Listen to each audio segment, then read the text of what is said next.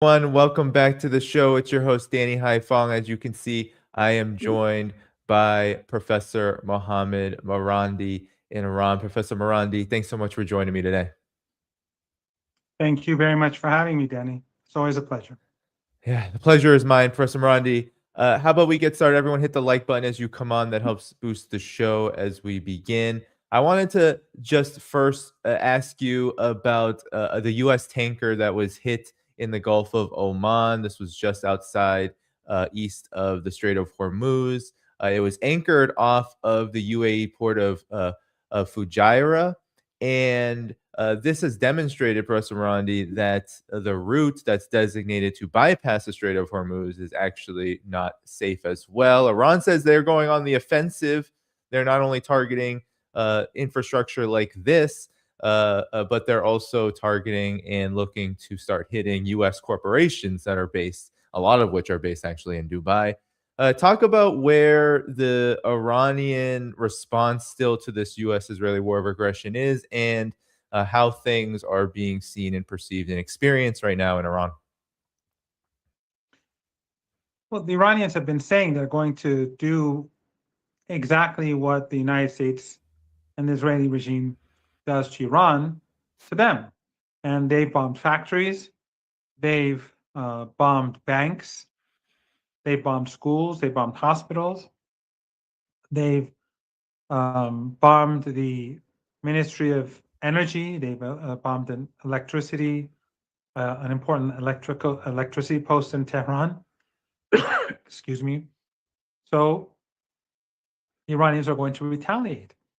And since the regimes in the Persian Gulf, they all host US bases. They allowed the Americans to use their airspace. They allowed the Americans to even attack Iran from outside these bases. Like HIMARS missiles have been fired towards the Iranians from these countries. They are a part of this war of aggression. And for them to say that they are neutral is an insult to our intelligence. So that is why Iran is targeting them. But at the same time, Iran is holding back. So you spoke about the Strait of Hormuz. Right now, it is closed. But Iran could destroy the assets of Qatar or the assets of the Emirates, but they haven't. They've done some damage in retaliation, but they haven't done that yet. Why? Because they want this war to end without a global economic catastrophe.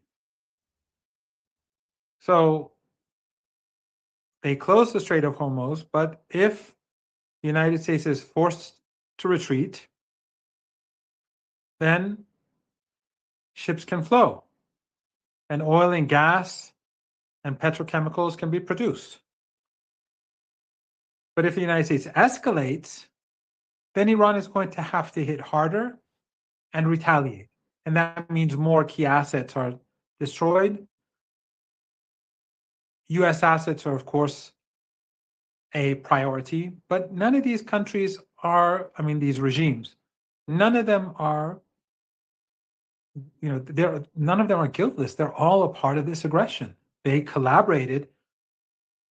And as a result, the Americans have been able to kill many Iranians with their help. Mm. Yeah, Professor Marandi.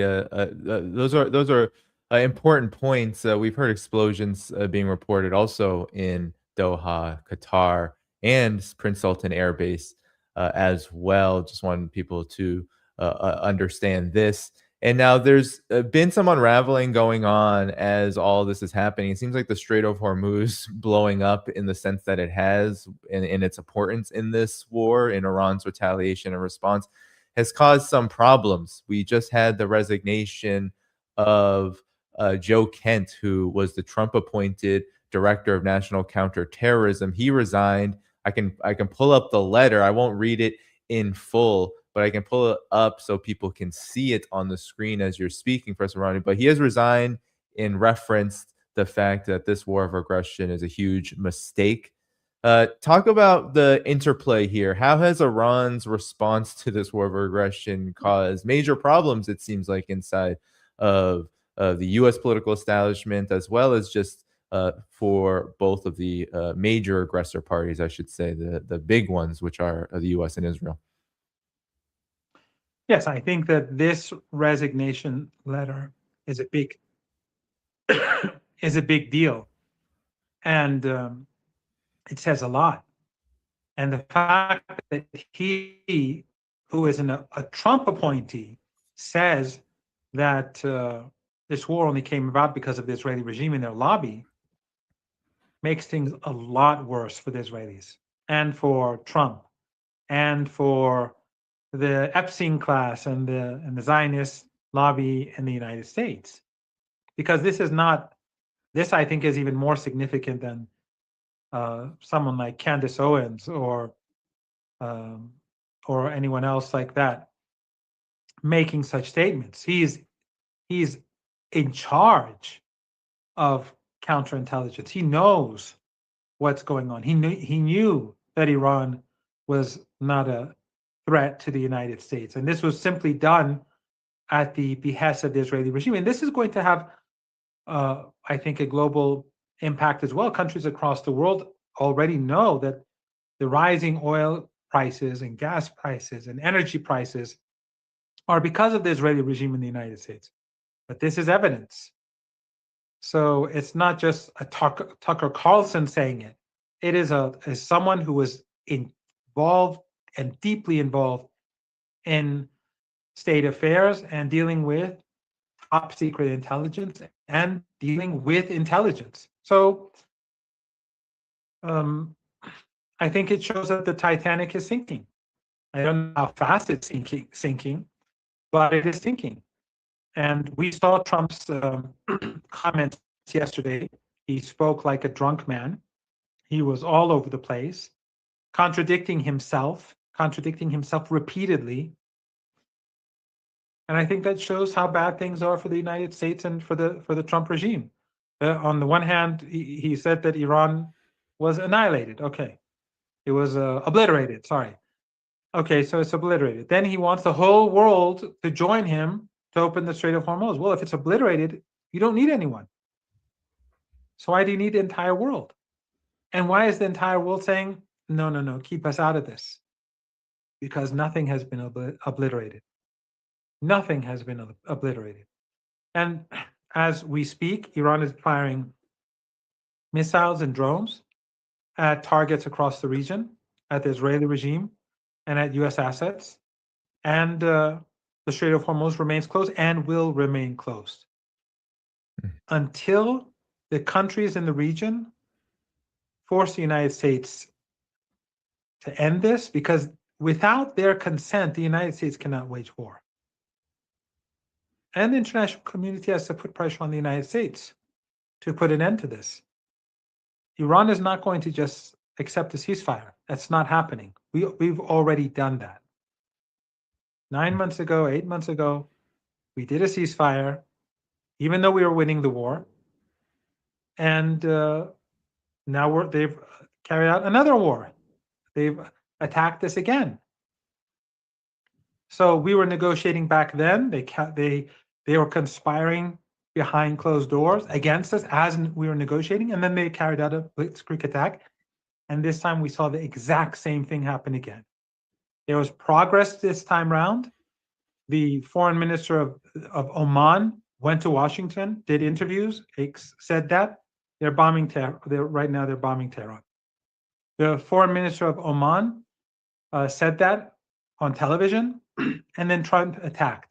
And of course, Trump lied, and so did Witkoff. Witkoff made these crazy accusations that Iran said at the negotiating table, but the foreign minister of Oman, it's a great thing that it was indirect negotiations. So smart of Ayatollah Khamenei. The Omanis were witness to everything that was said.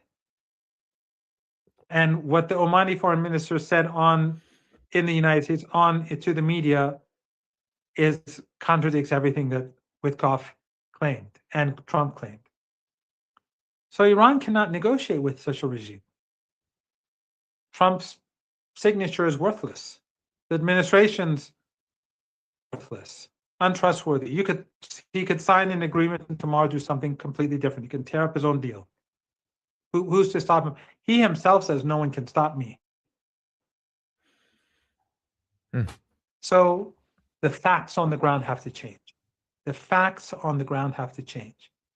If the Strait of Hormuz is going to open, the facts on the ground have to change. Iran and its allies, it's not just about Iran anymore. Its allies like in Lebanon and elsewhere, their security has to be, their security concerns have to be dealt with. And we must be confident that the United States will not be able to do this again, 6 months down the road, 1 year down the road, 2 years down the road. So the situation in the Persian Gulf will change. Iran will no longer allow the regimes in the Persian Gulf to host US bases and have their territory used as a platform for attacking the country. That's not going to happen. Yeah. I mean, I think those watching this should understand that's totally understandable. I want to read just an important quote from the letter that I pulled up, where Joe Kent, I believe his name is Joe Kent, right? Yes, Joe Kent. He says that early in the administration, high-ranking Israeli officials and influential members of the American media deployed a misinformation campaign, wholly undermining your America First platform and sowed pro-war sentiments to encourage a war with Iran. The echo chamber was used to deceive you into believing Iran posed an imminent threat to the U.S. and that you should strike now and that there was a clear path to victory. This was a lie and is the same tactic Israelis used to draw us into the war in Iraq, disastrous war in Iraq that cost our nation the lives of thousands of our best men and women. We can't make this mistake again. So I wanted to just say for some Marandi and get your reaction. Literally, like the big point here to me seems to be not only, of course, the role of Israel, but the costs of this, which are now being borne out. Now, the U.S. has far lower casualty numbers than what Iran is saying. Iran just came out and said that 3,200 U.S. casualties injured and at least 200 U.S. troops have been killed. Those are massive numbers in just a couple of weeks. Your reaction to this combination of the cost really being an emphasis right now for a lot, not just of Joe Kent, but even in the mainstream media, we see this too. Well, I think the costs are multi-layered. First of all, the enormous cost that is being imposed on the American people to bring all these weapon systems to the region and keep them here and use billions of dollars of ammunition and missiles every day.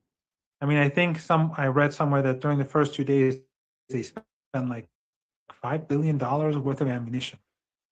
Then you have the rising cost of energy, and which will continue to rise. Oil, gas, and of course, you have petrochemicals, fertilizer. All of these are going to cause major problems if the United States does not retreat. They're going to cause enormous problems. These are costs. Then you have the damage done to U.S. bases, which are in the many billions of dollars. And Danny, the damage that has been done to U.S. assets in the Persian Gulf. I mean, the Emirates, just one bomb striking the Emirates creates distrust. I mean, they lose trust in the place. All those billionaires and all those trillions of dollars that pass through this regime, that's not going to happen anymore. The U.S. and these are American assets. The Americans milk these countries, whether it's Kuwait or the Emirates or Qatar or the Saudis or Bahrain or Oman. The Americans milk them 24 hours a day. So the losses that are being sustained by their economies collapsing is, for the West, huge. And of course, it was, trillions of dollars of weapons were sold to these regimes, even though they don't even know how to use them, because most of them don't even have the people to use them. Like Qatar has a population of 350, 400,000. They don't even have pilots. They just buy these weapons from the United States to please the United States so that senators can also get commissions and other elites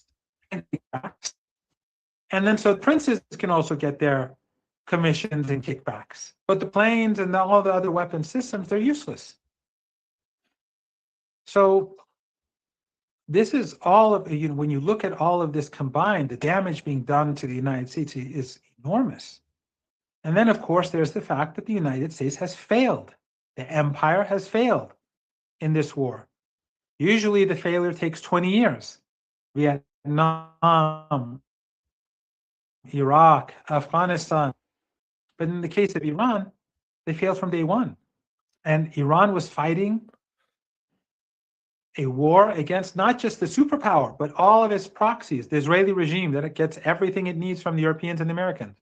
And then all these regional actors, Erdogan, allowing the AWACS to fly over Turkey to gather information against Iran. US radar bases in Turkey being used against Iran. Jordan being used, Jordanian bases being used against Iran, their airspace being used against Iran. Saudi Arabia as well. All these countries in the Persian Gulf.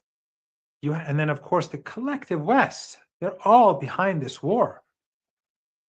So Iran and the axis of resistance, Hezbollah, the Iraqi resistance in Yemen, it's against this coalition of evil. And they failed. The empire has failed. So imagine people across the world looking at what's going on and saying, the United States couldn't defeat Iran in 2 or 3 days? We were told that it would be over. We thought they could do that. And so I think it's going to have, beyond the damages that we've discussed already, it is going to have huge political ramifications for the United States in the months and years ahead. Definitely. Definitely. And just one thing, Danny, two things. Sure. One, to add to something I said earlier, Iran is going to get reparations. Now, whether it's the countries in the Persian Gulf, whether these regimes fall or they're new regimes and the people take power, there's some coup or they're coups, or these same despots remained in power, doesn't matter. Iran will get reparations. The situation in the Persian Gulf will change. The second point that I wanted to make was that as we speak right now, Danny, there are millions of people on the streets. I want to go out, but I'm staying here because of our interview. People in Tehran and elsewhere, they're all on the streets right now, under airstrikes. Millions across the country. When the riots happened on January the 9th and 8th and 9th, and foreign intelligence agencies brought in weapons and they slaughtered hundreds of police officers and volunteers and killed many ordinary people. And they were responsible, but Western media inflated the numbers and tried to blame Iran, as usual. 3 days later, we had huge rallies across the country, huge. 3 million in Tehran, tens of millions, 20, 30 million, I guess, across the country. I don't know, I don't remember. We've had so many demonstrations. And Elon Musk and the West, it was so huge, these protests against the rioters, against the Western intelligence agencies, in support of the Islamic Republic, that they tried to say that these were AI. So on the anniversary of the revolution, people came out on February the 11th, people came out in even bigger numbers. In Tehran, it was up to 4 million people. So because people were saying, okay, we'll come out in more numbers just to show you that you're lying. For the past over 2 weeks now, every night people are going out on the streets in huge numbers. In Tehran, they don't go in one place. They go to multiple places, like 20 different places. And in cities across the country. Under missile fire. As we speak, they're attacking Tehran. As we speak, and people are on the streets. On Friday, and I saw your tweet, so I know you know this. On Friday, they had the International Quds Day, the International Day for Jerusalem, in support of the Palestinian people. People went to the streets while they're being bombed for the sake of the Palestinian people. Amazing people these Iranians are. And they were bombed. And they fired missiles at the demonstrations. And a woman was killed. And Western media said nothing about it. But the extraordinary thing was that no one moved. No one budged. I saw you put that young lady, her footage of her. No one budged. No one fled, no one screamed, no one panicked. That huge crowd in Tehran. And then 2 days later, in another city called Hamadan, there was a funeral ceremony for, I think, the martyrs, or a number of martyrs, and there were huge crowds, and they bombed there too. They bomb demonstrations, and the Western media will not tell anyone about it. Not only will they say that they bombed them and kill people, they will not tell people across the world that these Iranians won't budge. Instead of like women screaming and running away, men yelling and hiding, they all stood their ground.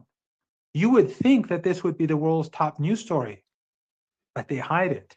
Just like they hid the genocide in Gaza, just as they hide the bombing of apartment blocks in Beirut and the genocidal attacks on the Lebanese people as we speak, because the Western media is completely captured. Whether it's The Guardian or Breitbart, it doesn't matter.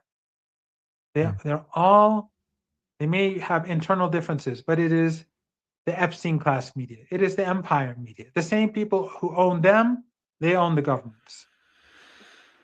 Yeah, and I just want everyone to know that you can find multiple instances of what Professor Marandi was saying, going all around, especially X, of Iranian people in the streets for. I mean, I believe you're there, Professor Marandi, so you know better. But I believe this is happening every single day. That there are people out in the streets rallying against this war, and there are multiple videos of people doing exactly what Professor Marandi said, experiencing, hearing, or being very close to and seeing bombings happening around them, and not only not moving, Professor Marandi, but also becoming more enthusiastically, in terms of their rallying against this war. You can see the emotions running high. It is an incredible scene, and it complements, I think, what is a pretty disastrous situation. Now, Iran is taking hits, of course, Professor Marandi. I know you know that there are lots of civilians, lots of people who have been killed so far. I believe over 1,400 from what we know.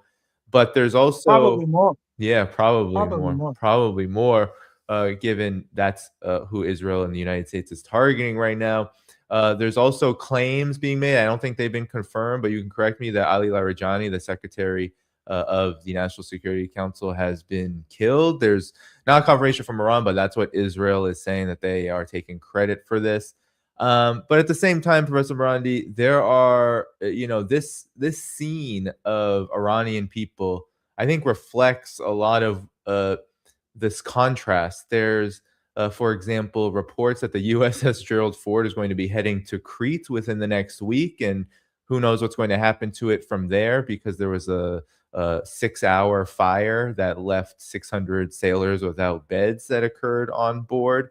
And then there's the fact that even Trump is acknowledging that now Iranians are smart people. They wouldn't be here if they were not.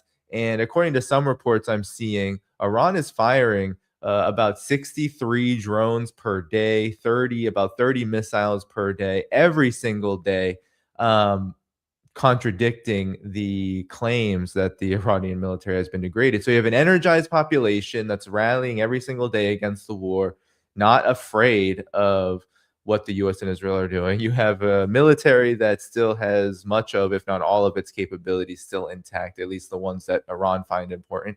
And then you have the decapitations and the civilian casualties and deaths, which are tragic and a crime, but doesn't seem to be changing and altering the calculus of how this thing is going. And then, of course, you have the economic situation. So this is kind of what I'm seeing, Professor Marandi. What are you seeing in terms of how this is reflecting on the U.S. and Israeli side and where they are with this war?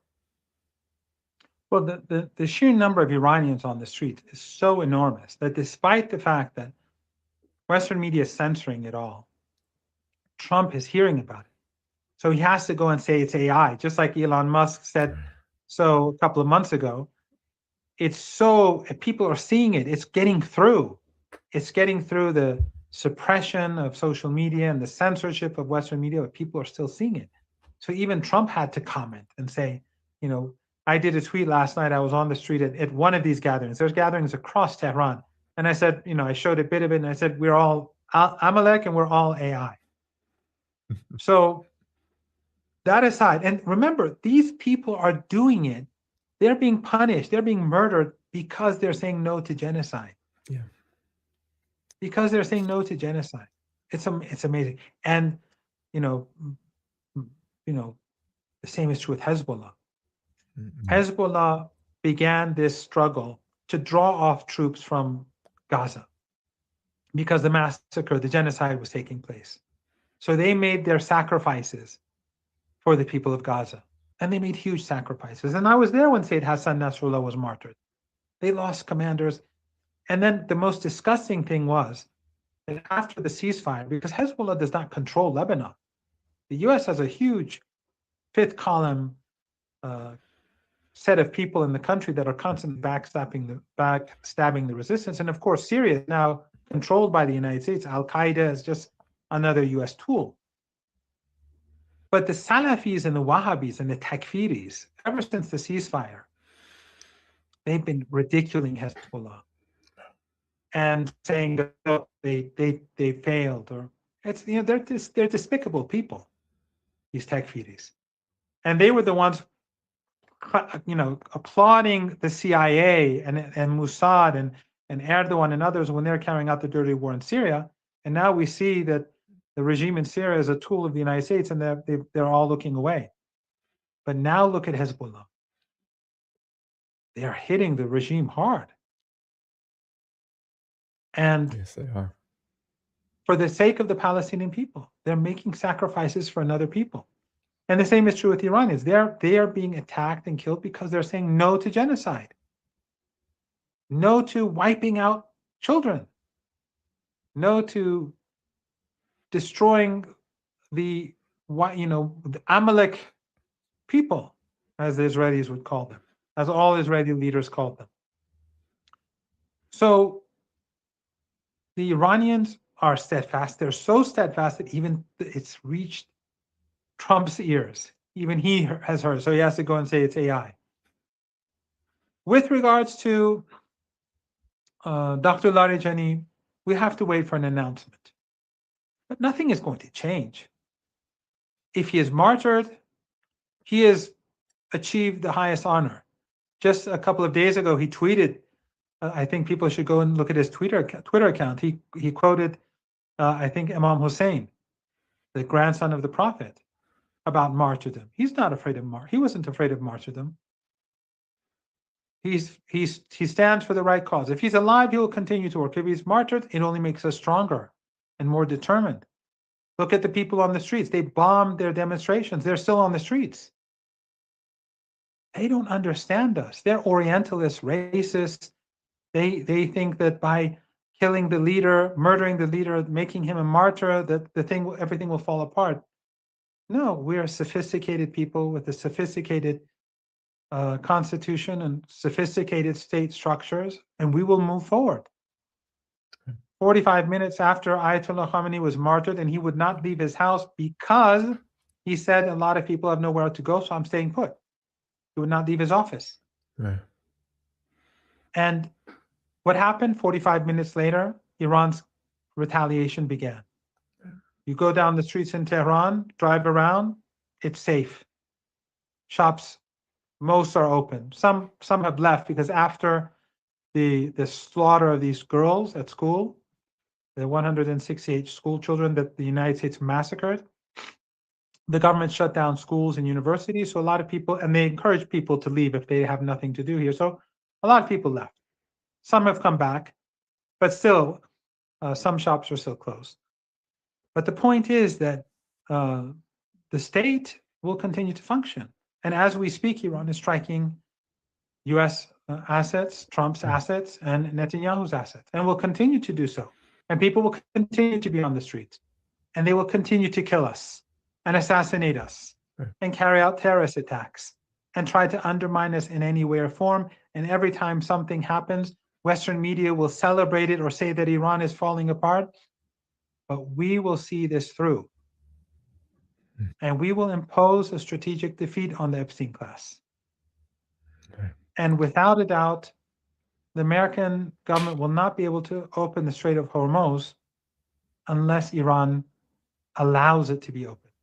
And if the US escalates, then that would mean that Iran will have to will escalate too. And by escalating, that means the ships in the Persian Gulf and the oil and gas assets on the other side of the Persian Gulf, they will cease to exist. Yeah. Yeah, as we speak, Iran has direct impacts on Tel Aviv, Beit Shemesh. This is I mean, people need to understand that Iran is firing missiles, even if they're not high volume in terms of the number. They know Israel and the United States are both saying their interceptors are low, more are getting through. So it's direct impacts in multiple Israeli cities right now. And not to mention, Professor Marandi, we also have a situation where there's also, a lot of rumors about the status of Netanyahu himself. I don't know if you saw in the lead up to the announcement about Ali Larijani. This is, and I covered this on my show, that there has been a lot of controversy about whether Netanyahu is even around and alive. Who knows where he is? But now, today, Professor Ryan, I just want to pull this up because it's very shocking to me. This is probably the most damning evidence I've seen that something is very, very wrong. So here is the Prime Minister X account as of today, the day that we are speaking, saying that Netanyahu is ordering the elimination of senior Iranian regime officials. But people were very quick to point out here, Professor Marandi, that this photo is from February 4th, 2026. And while some could say, and I'm not going to derive any conclusions necessarily from this, other than this is very, I think, eyebrow raising. But I'm not going to deem any conclusions. Some are saying, oh, well, they could be trolling. Doesn't really seem like that, though. It doesn't really, there was some of the trolling with some of these other videos that were released of him strangely and awkwardly at a coffee shop. But nonetheless, the narrative still is every time Netanyahu surfaces anywhere online, people are wondering if this guy is even alive and breaking down scrutinizing every single image. There's people could say it's a propaganda war, but I think it's way bigger than that. I think it's way bigger than just trying to sell information. I think it's a reflection of something much deeper. But Professor Marty, your reaction to this, because the Prime Minister of Israel's the X account is using old photos to report on recent developments. That's strange to me. But your thoughts? Well, personally, I don't care if he's dead or alive.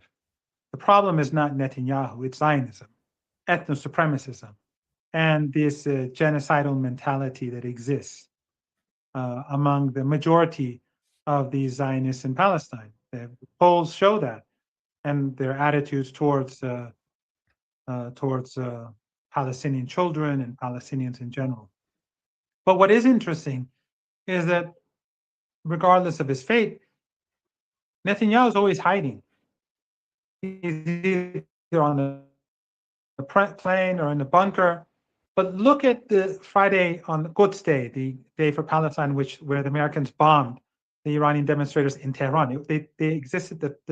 The demonstrations were being carried out across the country, but in Tehran, you saw the president, Dr. Larijani, the head of the judiciary, the foreign minister, and other senior officials all on the streets without any significant protection, under missile fire among the people.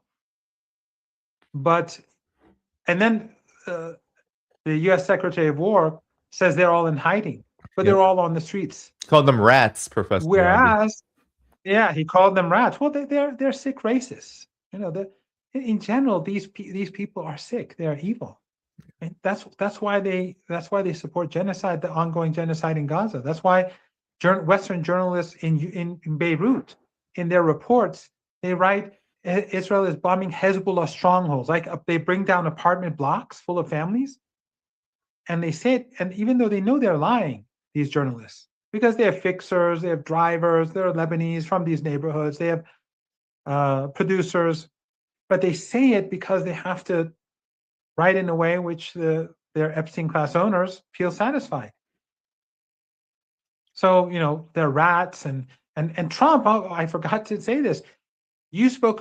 Trump spoke about how Iranians are intelligent, whereas just a couple of days earlier, or a day earlier maybe, he said there's something wrong with their genes on an interview on Fox, which I tweeted or retweeted.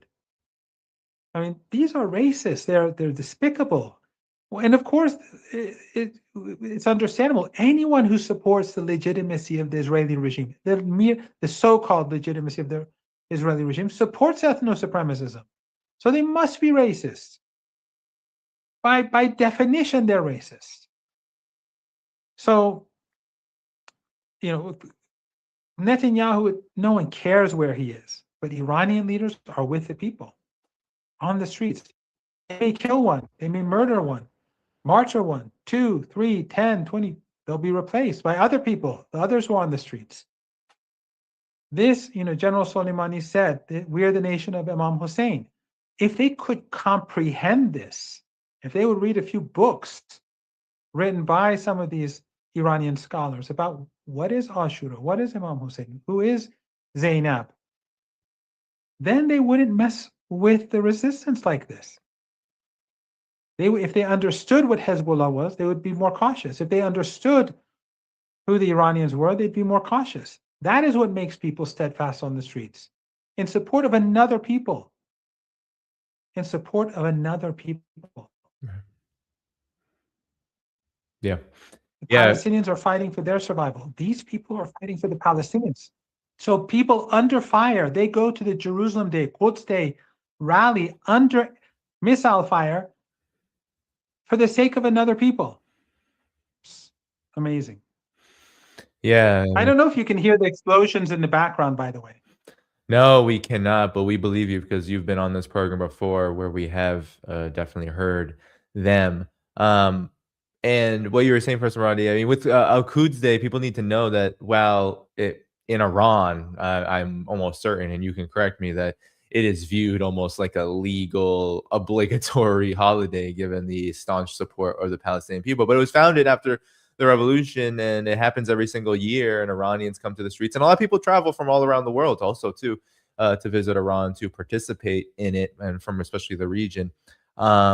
But it's not a requirement. It's not a legal requirement in a sense. Yeah, right? No, but also further, it's not a holiday. It's actually on the last Friday of Ramadan. And Friday in Iran is the weekend. Friday is our Sunday. Okay. So our weekend is on Saturday and Sunday.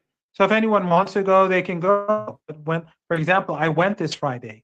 And on my way there were shops that were open, or people who were driving in the opposite direction, or people walking in the neighborhood, doing shopping or doing whatever it is they do. Whoever wants to go. Some people can't go. Some people are afraid to go. They're afraid of being killed by airstrikes. Some people just think it's too difficult because it's very difficult to get there because of the traffic and all that, because of the crowds. But the people have shown a high degree of, I can't say high, like an unbelievable degree of resilience and heroism and courage, men and women. It's just, I've never seen such a thing. I've experienced the 1980s in Iran, and that was the height of the revolution when Saddam invaded the country. Right. And I was actually at a Friday prayer when a bomb blew up, and people were pretty steadfast. This was at a different level. Again, there's footage out there. People can see it. It's extraordinary.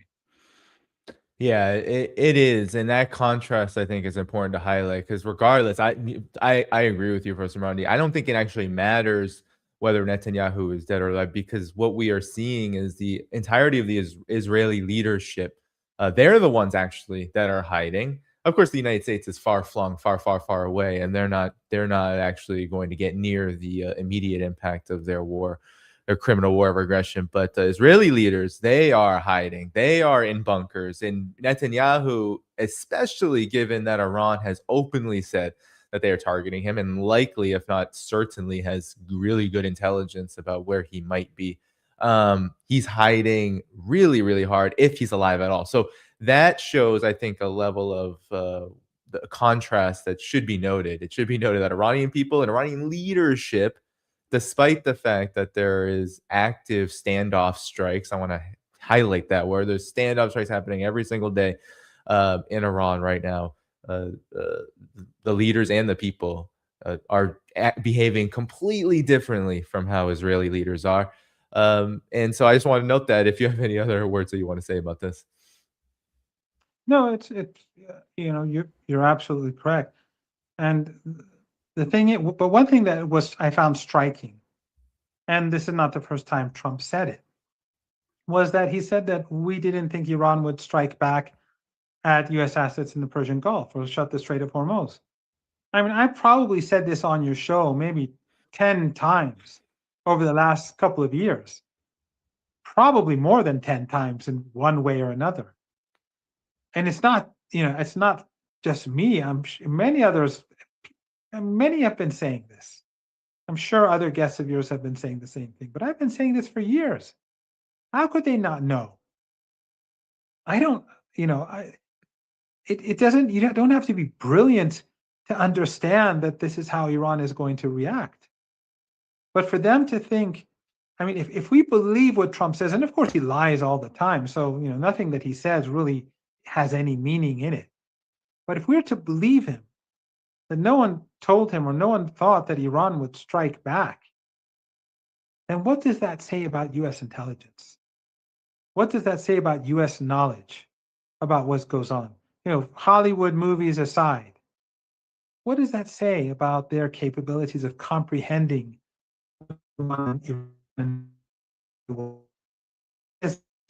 they're utterly ignorant?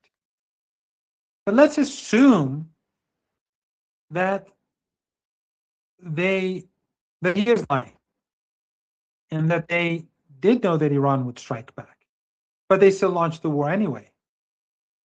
That shows their ignorance about Iran's military capabilities. Because I would assume if they thought that Iran is going to strike back, that it wouldn't really be that important, that they could just bomb Iran a few times and all of Iran's capabilities will be destroyed because we're number one or whatever. What the language that Hegseth uses. That's who we are and all that, this madman, void of any morality or dignity or honor. So it shows their ignorance about Iran's military capabilities. Again, that means that U.S. intelligence is worthless. It means that they are ignorant. And the same is true with the Israeli regime, or that the Israeli regime may know better, but they deceived the Americans into attacking Iran by feeding them false intelligence. Any way you look at it, it does not look good for the Israeli regime or the Trump regime or the political elites in Washington. Yeah, no, it doesn't. And I just want to underscore something that I had failed to mention earlier. So we're talking about all of these factors about how the war is going, Professor Marandi, and I just want to read what the Iran, of course, everyone take it for a grain of salt, however you want, but Iran has no reason to lie about this in terms of the amount of damage they've done to U.S. assets thus far, and huge numbers here since February 28th, 150 missile launch platforms destroyed by Iran, 23 Patriot air defense systems, and a total of 37 aircraft. Now, Professor Marandi, one Patriot missile system costs $1 to $1.1 billion US. So Iran is enacting massive damage economically and militarily to the United States. And we haven't even talked deeply. You mentioned it. Hezbollah is in here, and reportedly, as we were speaking, they just lured Israeli troops, 15 of them, into an ambush. They are likely no longer with us, and every single day, Hezbollah is not only fighting Israeli forces on the ground and causing damage, destroying multiple Israeli tanks, but they're also firing their own and coordinating with Iran, firing their own missiles and and rockets and drones into Israel and making direct impacts, especially to the north. So this is when it comes to how this war is going for Marandi, if people are following exactly what's happening on the ground, while the U.S. is causing and Israel are causing damage to Iranian infrastructure and of course civilians, there is a heavy cost that's being paid on the other side, and it's not looking as one-sided as I think Donald Trump's administration assumed it was going to be. And how about the damage to U.S. assets in Iraq and the Iraqi resistance? Yeah. Oh, I forgot. Yes, I Where a forgot lot about of, that. Yes. and their oil assets and their gas assets and their installations all being destroyed. They're being evicted from Iraq. They'll never be able to hold Iraq like they did till now. That was another foolish mistake. Another result of their foolish genocidal mistake by attacking Iran. And then Yemen hasn't started yet. Yemen has, ever since it defeated the United States last year in their 7-week war, they've been preparing themselves for the big war. And they've said that they're going to get involved, but they're waiting for the right time. So this is not something that the Americans can manage. They've destroyed. And Danny, the United States has this aura of, or tries to create this aura of invincibility. That thanks to Saddam Hussein was to a large degree, it was created thanks to his stupidity. He invaded Kuwait and then he allowed them to bomb him for 40 some days, and then they just walked over Iraqi positions. And so since then, and with the collapse of the Soviet Union, the United States became the hyperpower. This aura of invincibility existed. And true, the US lost in Iraq and in Afghanistan, but after decades, they took the country. In the case of Iran, they failed from day one, and the Iranians have been hitting back hard.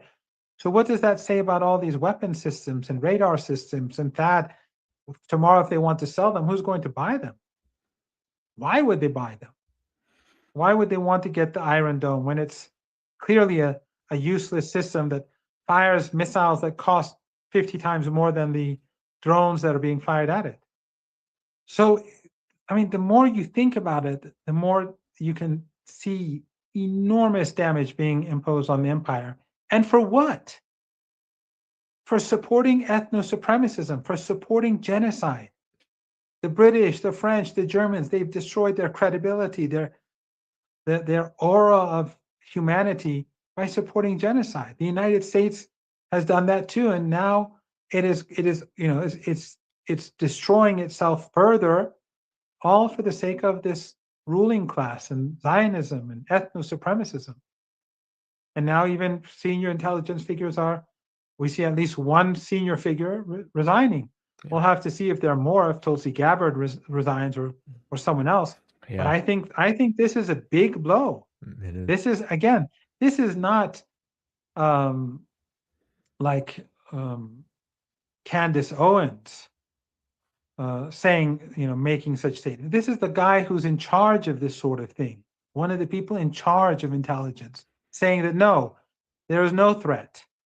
This is not Tucker Carlson. This is a guy who can say with authority, there was no threat, and we attacked the country simply because the Israeli regime and the Israeli Zionist lobby wanted us to. Yeah. Yeah, no, it's a huge blow, and I think the fact that it's becoming more and more clear that Israel had a huge hand in, not just convincing, but I think helping coordinate and moving along with just the incredibly Zionist regime that exists in Washington to wage this war now with the resignation of this intel head and this DNI head. And then also, Professor Marandi, the fact that, the U.S. does have interests against Iran, quote unquote. It does. People are trying to say, oh, well, this is no, but there are U.S. elite interests that want to see Iran fall because they ultimately want to get to their bigger adversaries. They want to weaken Russia, China. They know the deep relationship there. But it's quite clear that right now, in February 28, 2026, was not going to be the time that they would succeed in this objective. And still, they did it anyway. The United States did it anyway. And I think that's the big takeaway here from the resignation. And then you have the fact that you have Iran still, because of how volatile it would be for the U.S. to try to target Iranian shipments of oil through the Strait of Hormuz. There's been something like 11 million shipments to China in particular, but of course to others who are buying Iranian oil There's through a the Strait lot of more than Hormuz. that too, by the way, Yeah. because Iran has a lot of oil on the seas Right. that it has accumulated over the past few months. Yeah, and So that's going to China. Yeah, and it's going to China. And so it seems like that objective has only become further away because Iran has checkmated Trump. It said in the United States, it said, yeah, we know how volatile the oil markets really are. We've been telling you for so long that we have this ability to close the Strait of Hormuz. And not only are we closing the Strait of Hormuz, but we are going to take care of ourselves. And we're also going to do it by trading with who you've said is your number one adversary at the end of the day for so many years now, which is China. That's a big black eye, in my opinion. But your reaction And all of this done for Israel. Yeah, all exactly. of this unnecessary. Right. I mean, if there was no Zionism, if there was no Zionist lobby in the United States, there would be no war. Right. Probably we'd have relations with the United States. Probably we'd be doing trade with the United States. Right. But it's this class of people, this Epstein class, these people who not only prevent normal relations, but they insist on death and murder and destruction and genocide and all that. Yeah. Yeah, definitely. And maybe you can comment more because I've been saying for Marandi that we, with the Iraqi resistance, I mean, they just hit a U.S. embassy. They've been hitting assets. They've been releasing drone footage of them targeting U.S. military bases there. Supposedly, I showed this on the show yesterday that there is no activity going on between these tankers and other U.S. aircraft going over Iraq right now, likely out of fear that they will be targeted. So you have the Iraqi resistance very much in motion. Of course, we mentioned Hezbollah. And then Yemen here, Professor Marandi. There have been some rumors that Saudi Arabia may try and that they and others may try to begin using the Red Sea and the Bab al-Mandeb as a way to release some pressure from the damage that the closure of the Strait of Hormuz is causing. But it seems to me that might be what Yemen is waiting for. I think that's that. I'm kind of looking at this as Yemen's not holding back because they're afraid or anything. They're holding back because there's a right moment to do this. I'm curious on your thoughts about this because it seems like things could get bad to worse really quick for the global economy if that ends up being the case. Well, sorry. Again, the amount of oil that the Saudis can export from the Red Sea is limited, and there are a lot of technical issues. But you're absolutely correct. If Yemen enters the war and shuts the Red Sea, then where's that oil going to go? Because super tankers can't go through the Suez Canal.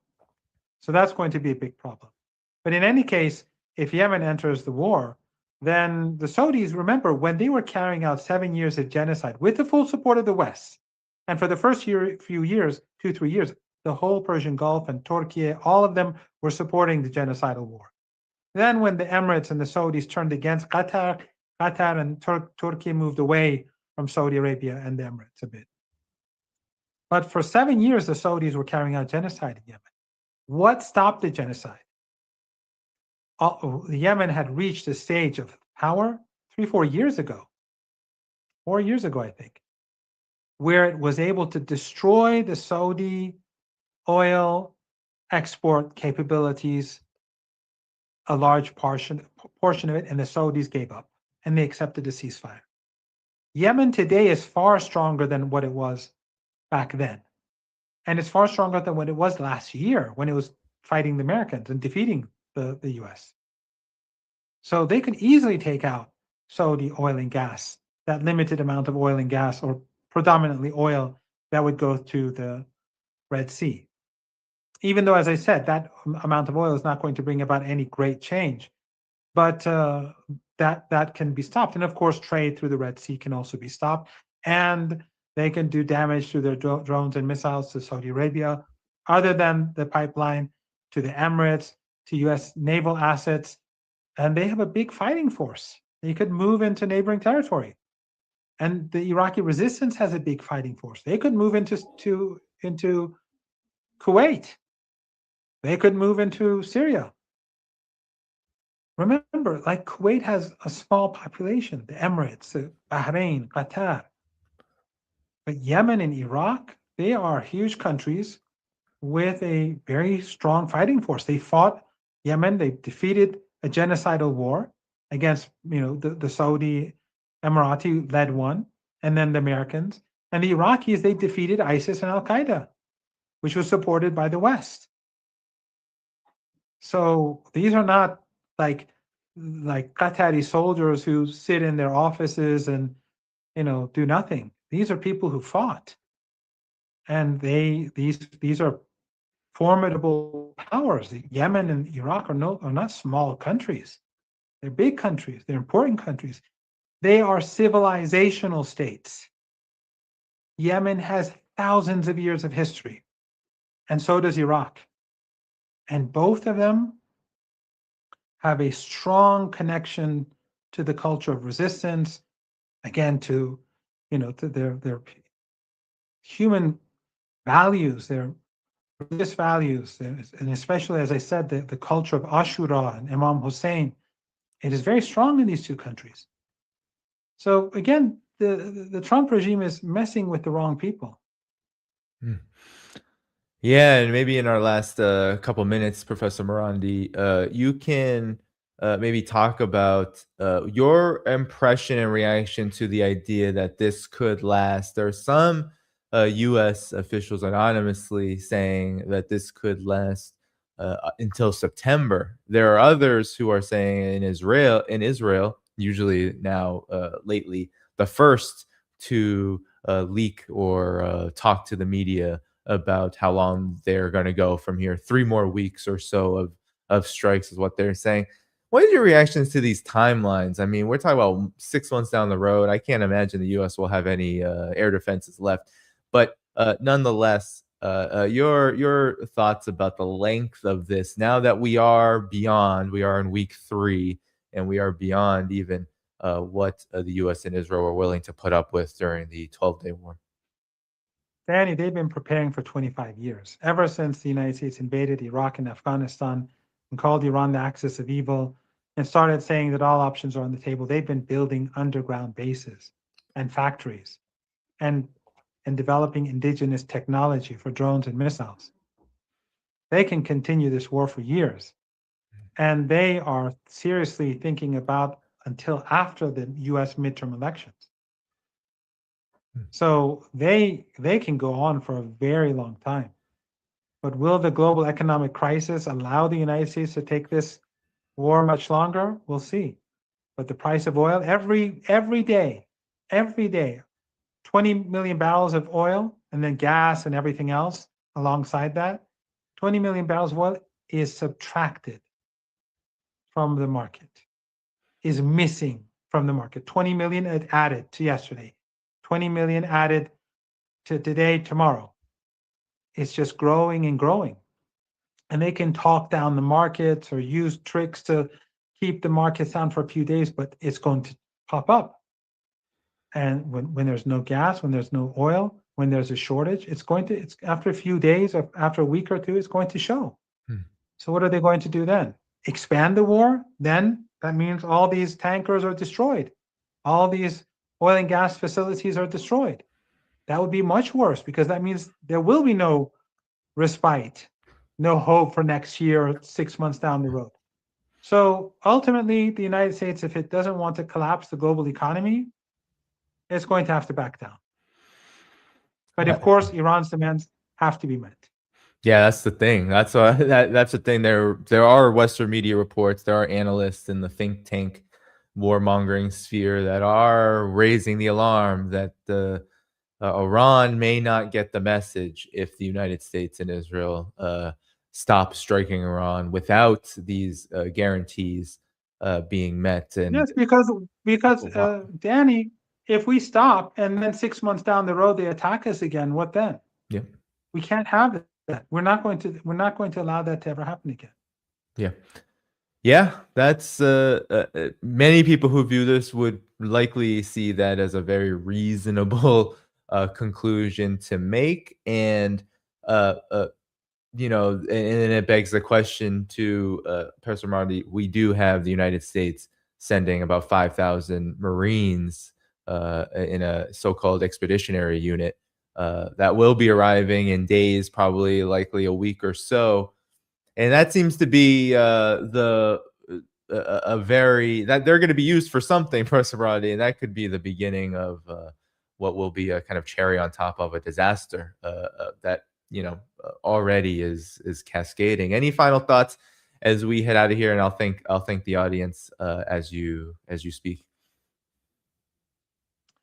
If they want to bring troops to the region, they'll have to bring over 1 million, not a couple of thousand. That's not going to work. It's only going to make things worse for them, and it'll bring down the global economy. Now, I just wanted to thank you and your audience and the terrific work that you do, and to point out that I think people across the world are waking up to the reality of the Western Empire. And I think people are beginning to recognize that 47 years of anti-Iranian and anti-resistance propaganda is beginning to, those narratives are collapsing. Because for 47 years, people have been taught to hate Iran, hate the resistance, hate the axis of resistance. And now they're seeing that all those who hate, they support genocide. And it is these people who are opposing the genocide. So all that Western media propaganda, all that Qatari, Saudi, Emirati propaganda, and Erdogan propaganda, all of that is falling apart. People are, I think, increasingly seeing the reality. And they're seeing the reality of what's going on in Palestine. Picking up the United States about who's really destroying the United States. And of course, today's resignation, I think, is another nail in the coffin of the fortunes of Zionism in the United States. The American people are being taken hostage just like people elsewhere in the world. But people are waking up, young people in particular. And we're facing war. Who knows what's going to happen today, tonight, tomorrow, next week? What will happen to friends or family but I'm optimistic about the future. Yeah. Yeah, well, Professor Marandi, I know you can't see it because we are on a certain platform that doesn't allow us to screen share in that way. But I just pulled up a bunch of people who showed a lot of love to you and the Iranian people. I think it's a great indicator that there's a lot of people paying attention to what's going on. And so it's very much appreciated that you come on. I want to thank everyone who gave, of course, the membership, super chat, all of that, and everyone who viewed today because these are very important programs. I want to also say that as we leave here, hit the like button. That will help ensure that Professor Marandi's message gets out there further after we are done. And Professor Marandi, do not read Al Jazeera today because Al Jazeera has a 2,000-word think piece about how the U.S. and Israeli strategy against Iran is working, and it will likely make you gray a little bit more in terms of how bad it is. But I don't care. I mean, there are some good people in Al Jazeera. Right. I do have friends in Al Jazeera who are in contact with me every now and then. And we don't talk about issues of substance. I don't want to get anyone into trouble. Right. But Al Jazeera is, Qatar is a proxy of the United States. And therefore, Al Jazeera is never going to be an instrument for liberation. No one should be naive. And it is an instrument for American power in its own way. But that doesn't mean that everyone who works there or works for the many other media outlets that are controlled by Qatar, that they're all bad people. No, there are some really decent people who I know. But no, I don't. I ignore Al Jazeera. I ignore all Western media, and I consider Al Jazeera to be, and Al Arabi, all of them to be Western media, mainstream media. Yeah, definitely. On that note, everybody, we will head out of here. Hit the like button before you go. In the video description, you can find Professor Marandi's X account where he shares all the media appearances and everything that he does in terms of commenting and on this war. So you can follow him there. All the places to support this channel are there as well. Tomorrow, a mutual friend of this show is coming on, which of both Professor Marandi and I, Alistair Kirk, will be on here at 11 a.m. Eastern time. March 18th. So be sure to catch it then, 11 a.m. Eastern Time, March 18th. Until next time, everybody, I will see you for the next update on this war and, of course, the situation context that surrounds it. Bye-bye.